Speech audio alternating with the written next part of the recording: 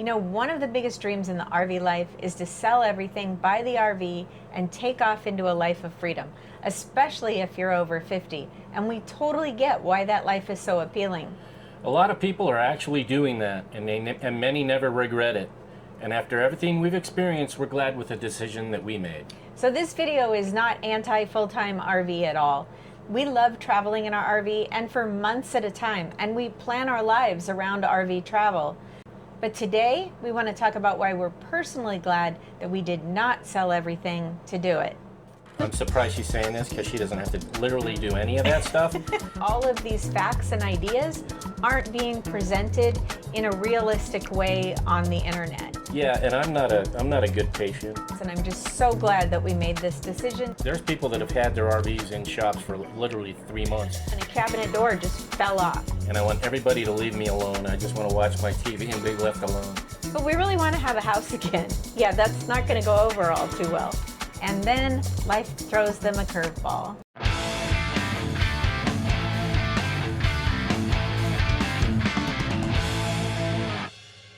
Now, before we get into it, there's just one thing we want to point out. We realize that there are people out there that look at RV life differently. This may be the only way that they can affordably put a roof over their head or survive financially. So I just want to point out that that's not what this video is all about. This conversation is more for seniors who already own a home, maybe have equity in their home, and are thinking about cashing out and going all in on RV life, just because it sounds exciting and freeing. And we understand that because we almost went in that direction. Especially when you see so much RV content on YouTube and other places that only tells you how great it is, how free it is, how you can go where you want, when you want. But what we've learned over our time doing this RV lifestyle is that life keeps changing. So our original RV retirement plan did involve full-time RVing, but not selling everything. Originally, we were going to rent our house out to medical travelers so that we could have like short-term rental agreements. And the reason for that was that my career was working with seniors in Arizona, where a lot of them happened to be snowbirds. So they either had 2 homes or they had an RV and a home, and they would leave seasonally and come back. And they had these great plans, but it was often interrupted and out of their control. So either they could have a health issue, a spouse passed away suddenly, financial issues that were completely out of their control happened, and it could change everything in a minute. And we started realizing pretty early on that being flexible was more important than having some kind of perfect RV life. Yeah, exactly. So we realized right away that we always wanted to have some kind of a backup plan, an exit plan, if you will, just so that we could get out of it if we needed to. And we kind of started adapting the term location independent living. That fit more what we wanted to do. It was just because life is just too unpredictable. One thing that people don't think about when they're planning their full-time RV life is how physical it is actually living the full RV life, even when you're traveling in a big plush motorhome. Yeah, you don't think about things like you're constantly going in and out of, going up and down stairs. You're constantly navigating some narrow spaces, getting in and out of RV beds. Sometimes they're tall, sometimes it's really hard to get in and out of them because they're tucked into corners. You've got to deal with things like dumping tanks, breaking down, setting up, because I do all of that. Yeah, she does all of that. She doesn't, I'm surprised she's saying this because she doesn't have to literally do any of that stuff. It's all me. But the other thing that a lot of people probably don't think about is when you get to be older, say you're 75, 80, 85 years old, are you going to be able to do all those things? And are you still going to want to have to drive through those mountain passes, go through those big busy cities with an RV, or even if you're back east and you're on these small roads that weren't necessarily built with RVs in mind? So are you still going to want to do that at an older age? What happens if you end up with mobility issues, even if they're temporary, like you had a procedure and they send you home with a walker or a cane or crutches? Are you going to navigate those stairs? Again, getting in and out of the RV, getting in and out of that bed.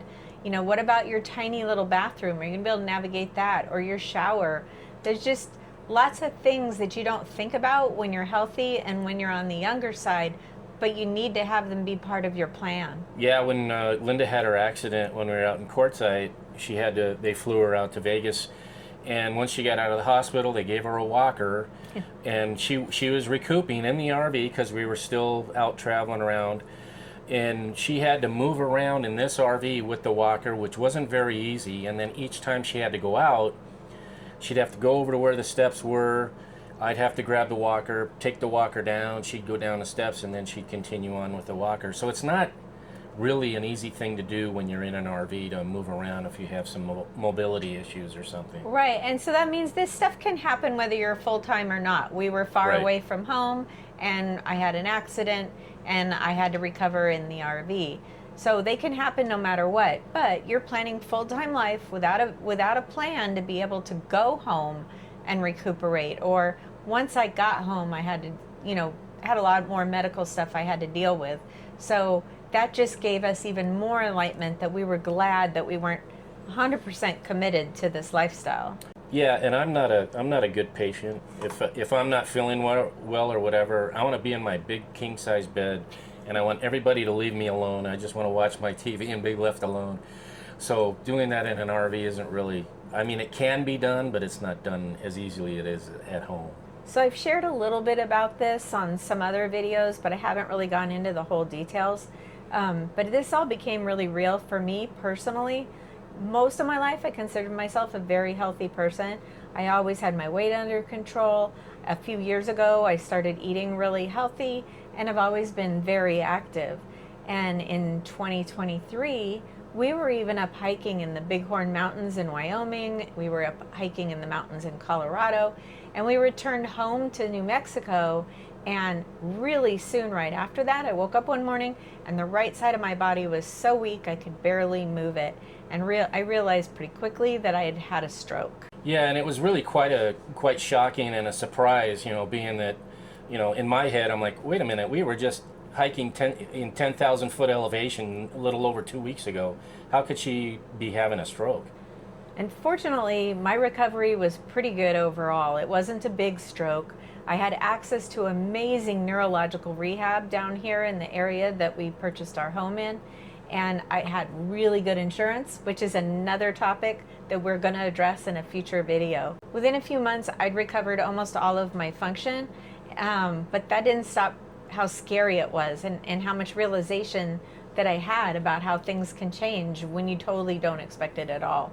One of the things that also came to light was that I was now dependent on consistent health care, consistent providers, consistent rehab, consistent information about me being handed from one place to another.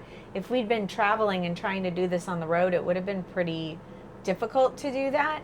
I'm still working with the same medical teams 3 years later. They're still trying to figure out why exactly I had a stroke and what my risks are for another one.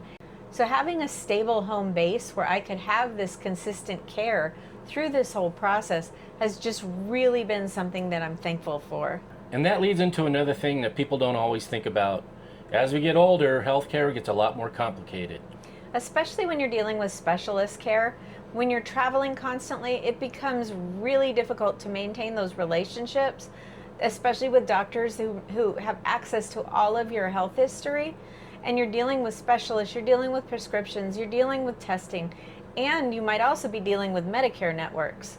So it gets really complicated, like Jamie said. When we set out 5 years ago, we really were of the mindset, oh, we can do all of this as telehealth. And telecare can only do so much. One of the things that's going on with me is they're tracking what my eye is doing, and it's affecting my balance, it's affecting all kinds of things. How are we getting help for that? Well, they're doing what's called neurokinetic testing and neurokinetic rehab. That's a very hands-on thing. You can't do that over the internet. Now let's talk about your full-time RV home. Now, I believe that the older RVs were built better. There's a lot of people that believe that. One thing though is that yes, you're still going to have issues. You're still going to have slide motors that are going to go out. You're still going to have your stair motors that are going to go out. You're still going to have water pumps that could go out. You could have electrical issues. It's just constant when you're owning an RV. Yeah, realize every time you drive it, you're basically putting your home through a big earthquake. I mean, the very first day that we started out after we left our home in Arizona permanently, we weren't half a mile from home and a cabinet door just fell off. So. Yeah, exactly. I mean, when we bought this RV and we were driving it home, there were cabinets that were rattling, and that's because screws come loose because you're driving down the road and things are flexing and things are shaking. The point is you're going to need repairs. This week, for example, this motorhome is going into the shop because the jack suddenly quit working. And we had to wait 2 weeks for an appointment. If we'd been on the road, we probably would have just dealt with finishing our trip without having jacks. But it's been nice that we have a home base to come to wait for an appointment and get our RV in to get it fixed. Yeah, and if if this is your full-time home, how soon can I get it in? How long is it going to be in there? Can I stay in the RV? Some shops will let you stay in the RV while they're repairing it. Other places won't. So then you're going to have to arrange a motel to stay in. If you have pets, will they take your pet? Or are you going to have to board your pet? And if you have a pet and you're going to have to board it, then you're going to have all the shot records and things of that nature. The other thing is, while your RV's in the shop, do you have valuables in your RV that you have to take out? Before Jamie takes this one in, he was able to take all of our, some of our, not all, but some of our expensive equipment out of the RV because we have no idea how long it'll sit there. The other thing is, one reason that we chose RV life as our method of travel is because we like to prepare our own meals and we like to have healthy meals. If we were full-time and this was on the road, we'd be staying in a hotel, possibly with no means of preparing meals. And so we would also have to have in our budget to be eating out. Right. And not eating healthy, probably. And like I said, this can happen while you're on the road, just traveling, even if you're not full-time. But then hopefully you have an emergency budget for dealing with things like that. Or you even have, with your separate vehicle, you have a method to maybe go home and have to go all the way back to get your RV, because sometimes RVs are in the shop for months. Yeah, I mean, there's people that buy new RVs and they take it out one time and there's an issue, and then all of a sudden they have to take it back where they bought the RV, and they say, oh, well, we can't get it in. We'll take it in, but we can't get to it for a month, and it's going to be there. There's people that have had their RVs in shops for literally 3 months, and they just purchased it, and they're still making payments on the RV. Some of those people were full-time, and so they were living in a little tiny hotel room, maybe one that has a mini kitchen. Luckily, they had their pets, but this was all really super expensive and not planned for at all. So what we're saying is, when you're full-time, all of these kinds of things that happen in RV life feel very different emotionally than if it's not your permanent home. We've seen and followed a lot of people who, as they set out on this full-time RV life, assume that they're going to be doing it together forever. And then life throws them a curveball. Yeah, I mean, someone might get sick, or someone passes away, or the main person that drove the RV can no longer drive. We've seen situations where people have separated because they thought they were going to be able to do this, and maybe living that close together 24 hours a day just didn't work out. Or you have somebody that says, I'm kind of done with this. I've done all that I want to do as far as the RV life, and I want to go back and have a regular home. And then the other person may say, hey, well, that's not my plan. That's not what I want to do. I like this life and I want to continue to do it. And it can put you in a situation where you're in a panic sell situation, where you've got to sell that RV quickly and you can't get out of it what you need to get out of it. So again, what we're talking about is planning, backup plans, exit plans. What will you do if, and kind of having that knowledge before something like this happens. Another thing I wanted to talk about was having community around you. So you can absolutely build friendships on the road. We've met wonderful people traveling, and they've literally become our family now. Some people find that they can caravan together. There's large groups of solo female RVers or van lifers who have partnered up together and they travel together, and they're a support system for each other. So this isn't to say that RV life is necessarily going to be lonely. For many people, they might find that it's different from having long-term neighbors, community, things that they're involved in, or family nearby. So those are some things that you also need to think about. The biggest thing that we would want you to take from this video is that, and these are things that we've touched on earlier, is that say you have to get off of the road. Say you have a family member who's ill and you need to care for them, or you're ill and you need family members to take care of you. Or for financial reasons, you can no longer afford to do this lifestyle. What exactly are you going to do?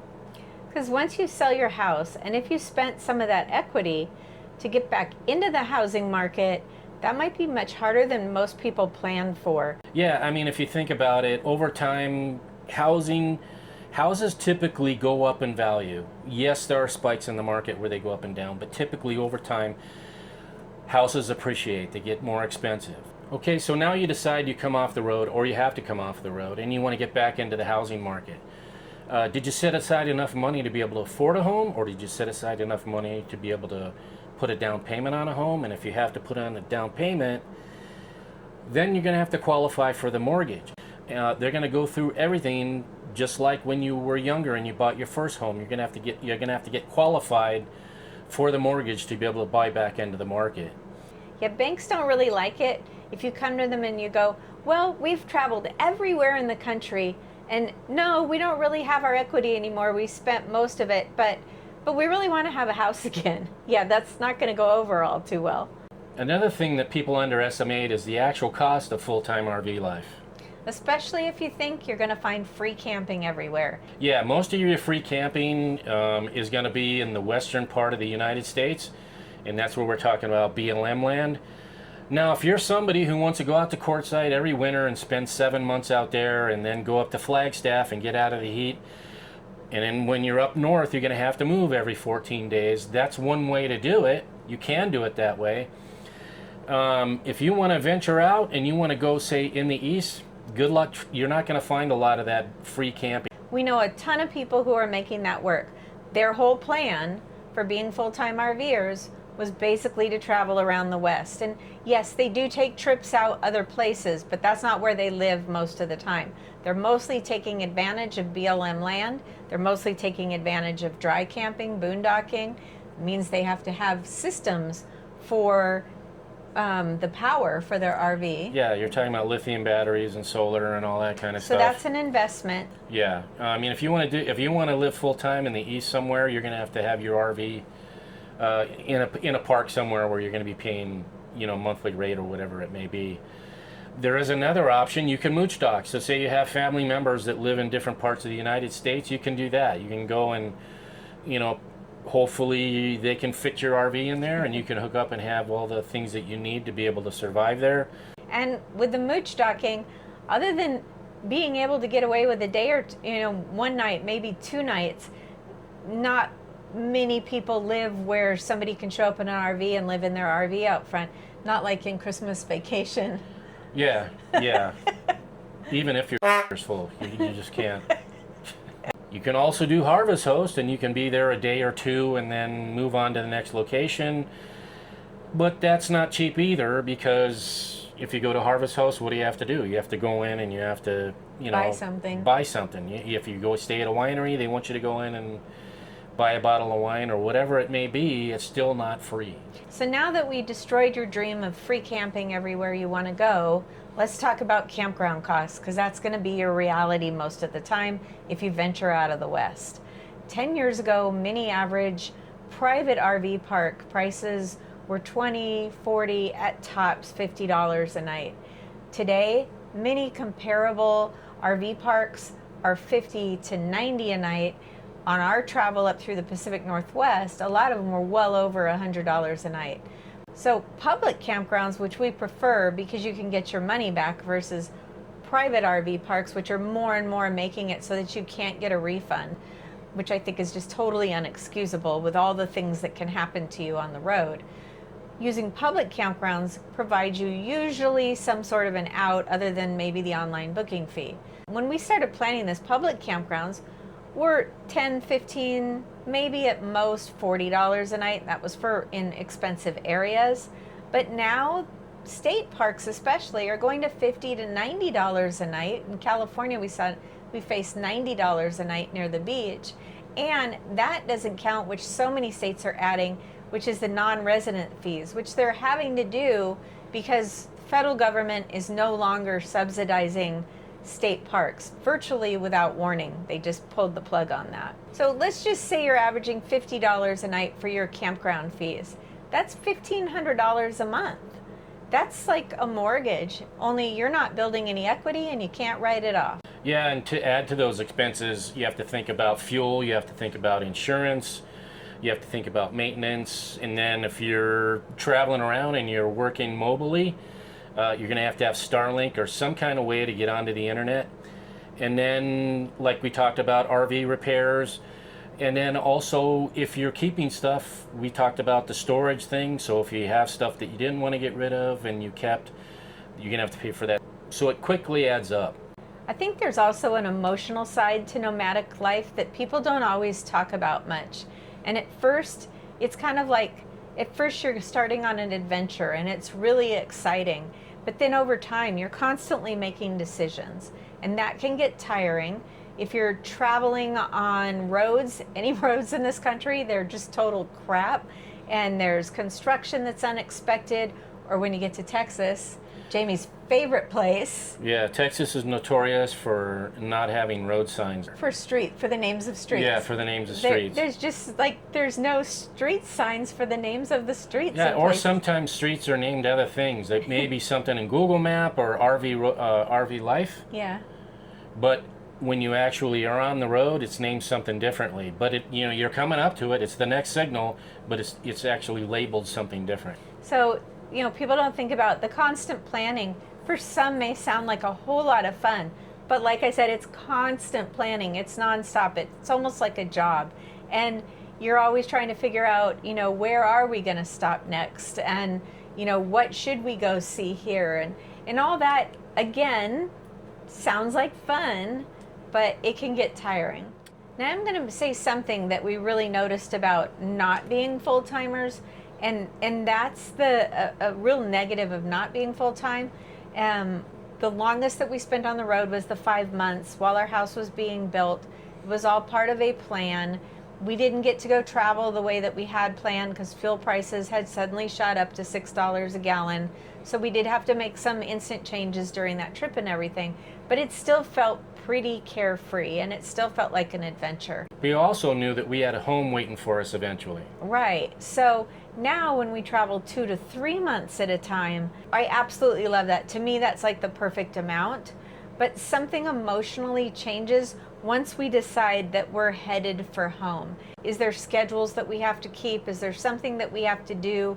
I just noticed that as we get towards the end of our trips, that I'm no longer enjoying it. And our trips aren't usually totally planned out. So when we decide that we're headed for home, it's usually just 3 days of driving to get back home, or 2 days of driving to get back home. And I think that's part of it. It just feels rushed, feels uncomfortable. It feels like the vacation is over, the fun is over. So this year, I actually want to try something different, and that's to keep a plan for the things on the way home, even if they're places that we've been before, to have some things to look forward to.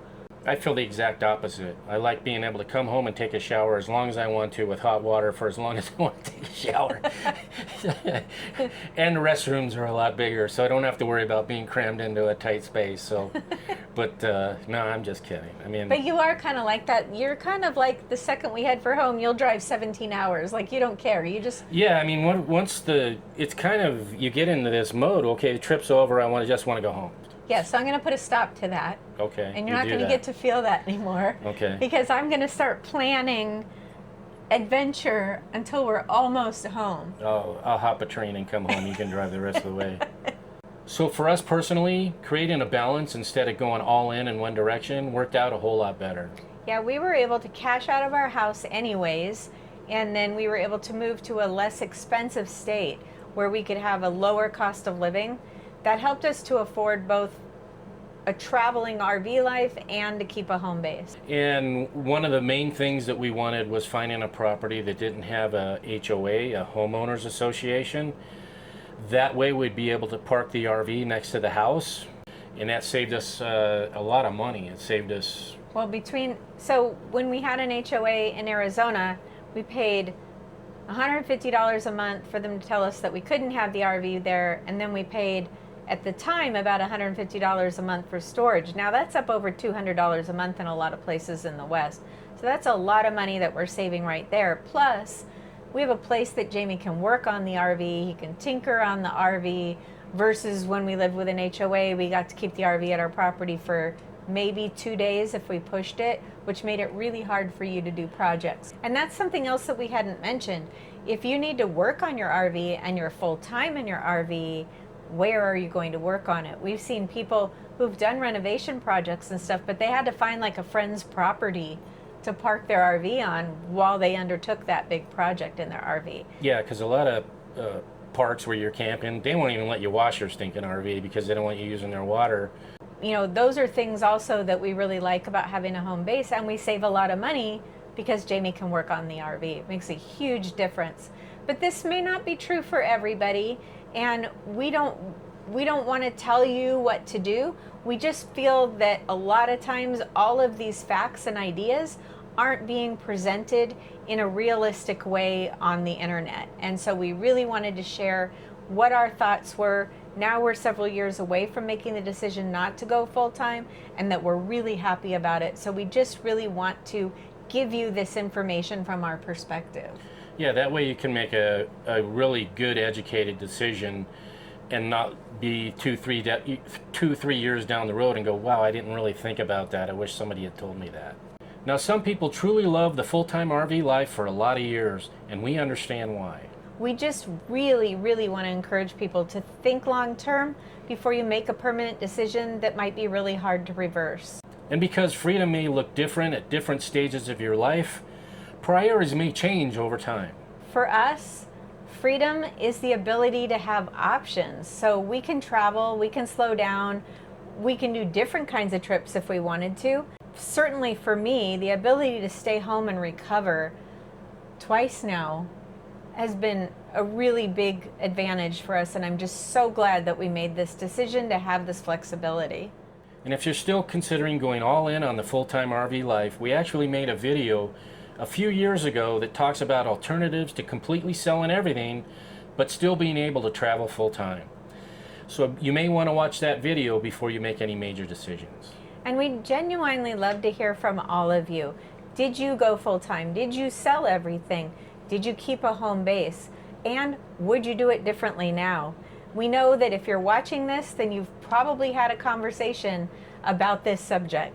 So if you found this video helpful, I'd really appreciate it if you'd share it with your friends and family on social media. And if you're not yet a subscriber, go ahead and hit that subscribe button. And do ring that little bell, because that way you'll be notified each time we upload new content. And make sure to leave a comment, that way you could be part of the conversation. Until next time, we'll see ya. That's a wrap, roamers. If these adventures and tips are keeping you inspired, subscribe and watch another one. Your next RV tip or destination is just a click away.